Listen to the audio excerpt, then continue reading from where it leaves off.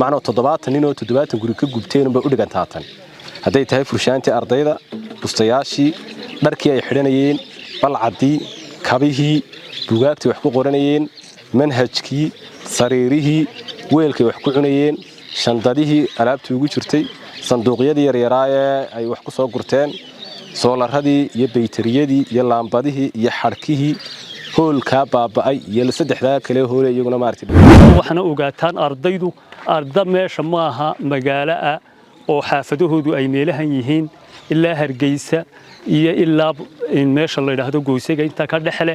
oo fog oo aad u fog masaafo fog ayaa laga kala keenay arda meelaan ay xaafado u yihiin walaalayaal maaha waxaan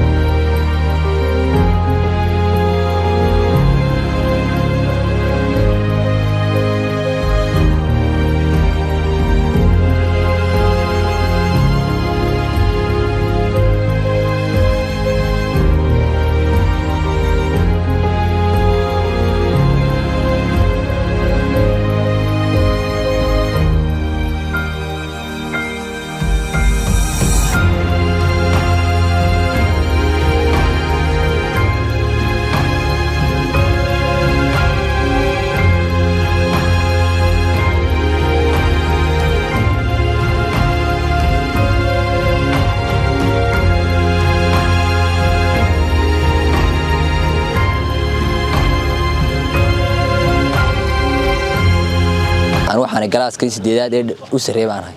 ayadoo runtii wax weeyaan iskuulkana waxa weeye maantii shalay ahayd bishu 22 ay ahayd ay ka dhacday marka wax weeyaan hawl marka wax weeyaan khasaaro dhalisay hawshaas waxa weeyaan dab oo ka kacay hoolkii weynaa marka waxa weeyaan ardaydu seexanayeen hoolkaas runtii aan waxba aan garanaysaa aan ka harin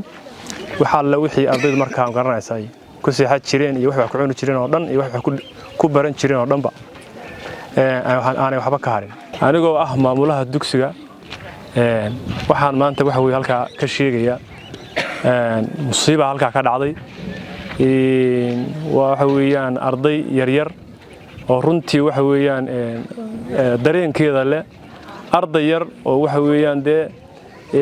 wax ku baranayay waayay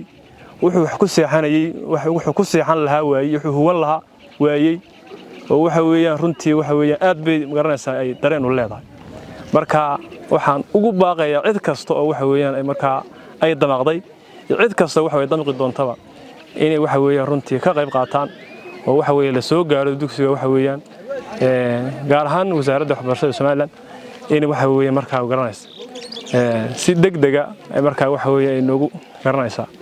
noogu fuliyaan dhibaatada waxa weeyna gaadhay inaynu ka soo kabsano runtii boodin baynu nahay runtii hal ma habeen sii joog karmayno si degdega ayaynu ugu baahannahay oo ardaydu meesha seexdaan oo arday xaafad ka tagay midna maaha waa nin markasta meesha jooga weeyaan marka si degdega ayuu ugu baahan yahay in wax loogu qabto halka sida maamuluhu u sheegay waxa ka dhacay shalay khasaare dabeed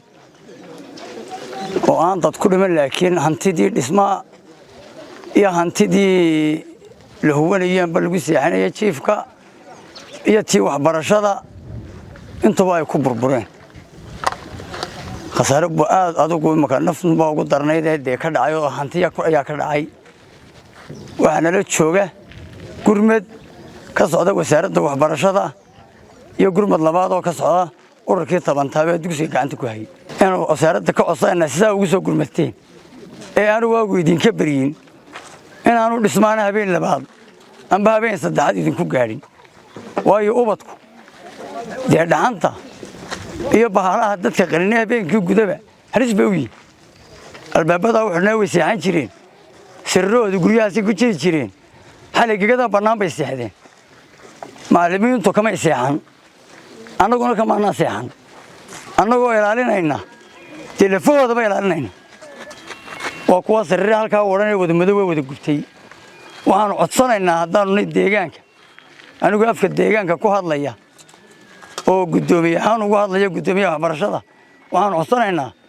in dhismaha si degdeg ah martiisa loogu dhiso walaalayaal halka qasaaraha ka dhacay waa la arkaa nafiinagamay bixin oo taa ilaahay baan ugu mahadnaqaynaa mar haddaan maanta dhaawacna oolin meydna aanu oolin laakiin halka maxaa ku baaba'ay hanti fara badan hantidaas oo iskugu jirta wixii lagu seexanayay wixii wax lagu cunayay wixii la huwanayay wixii haddii alla kule wax lagu baranayay buugaagaha wixii buugaagta xafidayay intuba way israaceen qolalkii la gelayay roobka laga gelayay ay seexanayeen ardayda yaryari waliba waxana ogaataan ardaydu arda meesha maaha magaalo ah oo xaafadahoodu ay meelahan yihiin ilaa Hargeysa iyo ilaa meesha la yiraahdo Goosega inta ka dhaxle oo fog oo aad u fog masaafo fog ayaa laga kala keenay arda meelaan ay xaafado u yihiin walaalayaal maaha waxaanu leenahay baaqaanu diraynaa waxa weeye baaqa ilaa madaxweynahan u diraynaa wax kasto islaam waxaanu leenahay walaalayaal ardaydaas wax xilli roobaad waa waqti kulul bahali way soo baxeen dibadda wada taagan yihiin haddii alla kule maanta hool ay galaan oo seexdaan oo xareysa ma jiro waxaanu islaamka leenahay wixii kasto islaama gudiyo dibadba iyo dawladda ilaa madaxweynaha iyo wasaaradda waxbarashada degdeg ha loo soo gaaro degdeg anigu gurmadkii markii dalku meesha qabsatay gaari ma sugin haddii alla ka dhigayo wax kalena ma sugin markii la yidhi meesha xilliga in wax la dhigayo maan moodahay xilliga waan soo cararooday orod baan ahaa gaarina ma helin saddexna baa meesha ku jiro ka dhiganay wixii aayahoodu waa kaa naftoodu ma saamalaada ka baxday baa ku gubtay marka anigu sidaasana orday ilaahay baa gaariga daba keenay kii baa keenay tuula waxaan leeyahay ilaahay baa wax bixin kara ilaahay taakurada iyo farsamada waa la isku leeyahay waxaan leeyahay dawninkii wax kari kara soo gaadho halka ay soo gurmaday dabkii ka kacay boodhka qotoka weyn dhibaato badan oo geystay laba hool oo ardaydu seexato oo ku xiga hoolka weyn iyo hoolkii macallimiinta ka meesha khasaaraha ka dhacay waxa weeyaan si guud hoolka weyn oo burburay iyo saddexda hool ee yaryar midna macallimiintu seexdaan labana ardaydu seexdaan oo iyaguna ma aragtay dhibaato badan gaadhay meesha waxa wax ku dhigta 120 arday 70 kamid ilaa macallimiintoodu waa boarding inta kalena waa day dhibaatada ugu badan marka 70 kaasi soo gaadhay dhibta ka dhacday iyadoo qoraal ah wasaaradda waxbarashada waan ku wareejinay maadaama nahay ururkii 10 taabe gacanta ku haya meesha dhibtaas waxa weeyaan waa dhibtii guri gaari lahayd macna 70 nin oo 70 guri ka gubteen ba u dhigantaatan haday tahay furshaantii ardayda bustayaashii dharkii ay xidhanayeen balcadii kabihii buugaagtii wax ku qoranayeen manhajkii sariirihii weelkii wax ku cunayeen shandadihii alaabtii ugu jirtay sanduuqyadii yaryaraay ay wax ku soo gurteen soolarradii iyo baytariyadii iyo laambadihii iyo xarkihii hoolka baaba'ay iyo saddexda kale hoole iyaguna maartay dhibaatadu gaadhay horta dhibtii ugu weyn ee meesha ka dhacday waa ka ilaahay waxna taray ilaahay subhanahu wa ta'ala weydiisana caawid khayr qaba wasaaraddan oo mahad celinayna si wax looga qaban lahaana laga wada hawlgalo fariinta ay noo soo dhiibeen waxa weeyaan aanu si degdeg ah u tagno halka warbixin dhab aan ka keenno marka xog la helo ayaa xaajo la gali karaa xogtii marka aan qaadno waxaan jecelahay muddo kooban in wasaaradda waxbarashadu kaga soo jawaabi doonto marka maanta waxaan halkan idin kala dareenahay dhibta maanta iskuulka soo gaadhay ilaahayna waxa weeyaan in uu inaga kaalmeeyo annaguna aanu dadaalno si in muddo kooban wasaaradda waxbarashadu ay kaga soo jawaabi doonto sida waxa weeyaan aanu sida degdeg ah idigu soo gaadhnayna si la mid ah inaan uga jawaabno baahida waxaan aad iyo aad horta runtii u tilmaamaya inaan idila wadaagayno murugada iyo dhibaatada ku dhacday waxbarashadii carruurta yaryar falilahi alxamdulilaahi rabbil caalamiin waxaan ilaahay uga mahad celinaya maanta inaan arday qurana ha noqday aan la sii wadin meedkiisa iyo dhaawiciisa toona horta taas wax ilaahay loogu mahad celiyo alaab waa la helaa iyo moogtay guriyaba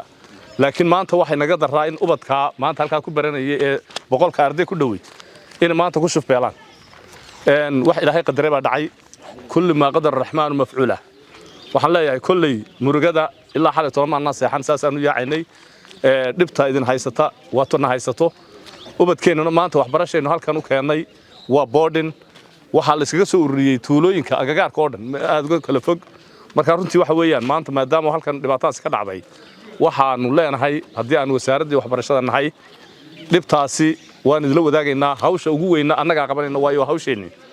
runtii waxa weeyaan qoton weyn maanta waxa noo qorshaysan inaan hawlo badan u qabanno waa aniga imanka tusayay gudoomiyaha waxbarashada ee deegaanka iyo maamulaha dugsiga barnaamijyada cusub ee aan idin soo diyaarinay oo aad liiska ku jirtaan laakiin tana maanta ka soo martay runtii waa marxalad aad u weyn waxaan doonayaa inaan idin ballan qaadno haddii la yiraahdo inaanu barnaamijka aanu qaadnay iyo waxa aanu ka ururnay ee xog ah aanu degdeg isla galabta u gudbino wasaaradda waxbarashada isla degdegna looga soo jawaabo haddii la yiraahdo noo ballan qaadeen wasiirka iyo wasiir xigeenka iyo agaasimaha guud iyo dhammaan agaasinkii oo dhan taasi waa ballan qaad waxaan kaloo aad ugu mahad celinayaa hay'addan Tabantaabo oo runtii gacanta ku haysa xiriir wanaagsan aan leenahay insha Allah iyagana aan ku sii kordhin doono halka magacaygu waa Cabdisalaam Axmed Jaamac oo kamid ah ardayda iskuulka qotonka weyn ee uu ka gubtay hoolkii weyn ay saxanayeen waxaan naga gubtay agabkan wax ku baranay kiyaan ku saxanay kiyaan wax ku cunanay iyo waxyaabo badan oo kale oo buugaagtan wax ku baranay aniga wax iga gubtay wax allaale waxaan wax ku baranay waxaan xidhanay dhan labada shay aan xidhanay ma ka haystay labada casa in wax ku cunayeen buugaagtii waxyaabo badan oo kale iyo kabayowgayagii in laga gubtay marka dadkii waxaan leenahay wasaaradaha iyo waxaas waxaan ugu caawin kartaan nala soo gaadha soo dhaqsiya badan nala soo